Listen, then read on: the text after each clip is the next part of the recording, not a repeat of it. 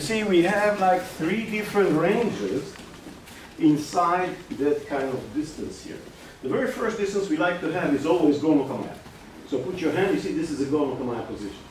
Why is that? Because the moment he starts to move, I'm observing his upper body.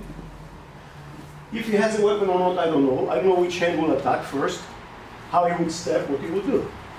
So as he raises up a hand, I know that as he raises up the hand, this is the hand that is going to come, but I'm watching the shoulder. And if you raise it high up, the shoulder comes up. If he comes downward, the shoulder goes down.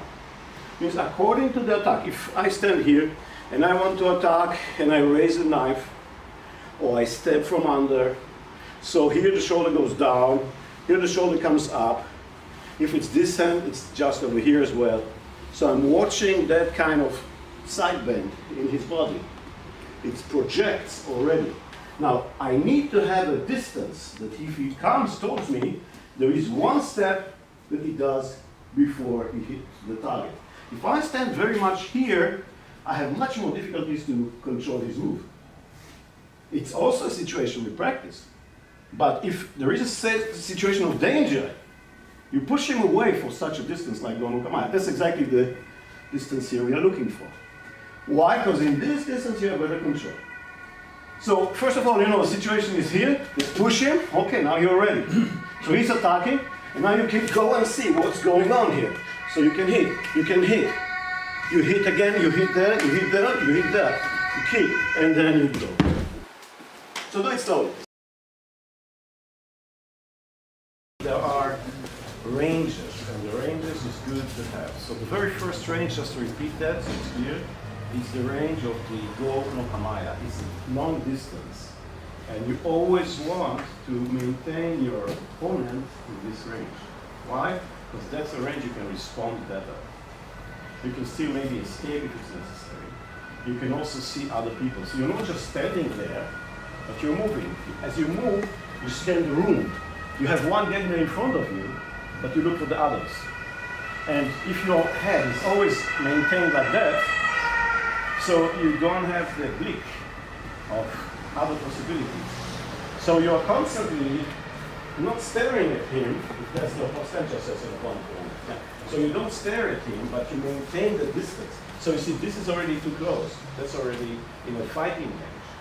But that distance is the distance you need. So you get used to have that, and you are still scanning the room. So you see all different faces that can appear from whomever.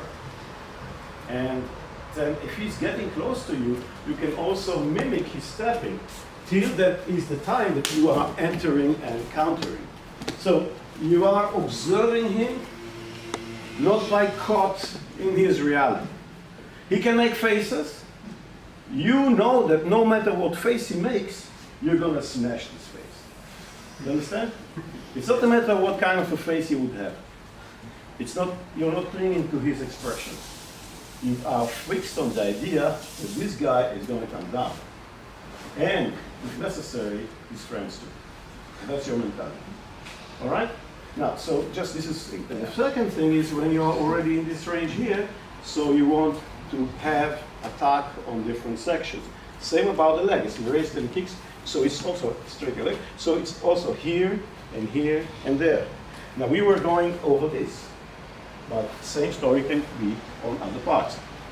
So just first of all, I want you to practice moving around and maintaining distance. So now one of you is the opponent, and one of you is the person that needs to defend. You are his first opponent. They seem to be also like having the same story, but in a certain moment, you two join him. But what I mean is how he would manage. So you still play like you are opponents of each other, and you also, and you're fighting.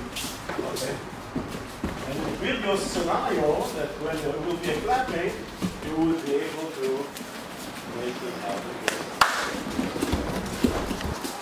All right, thank you. All right.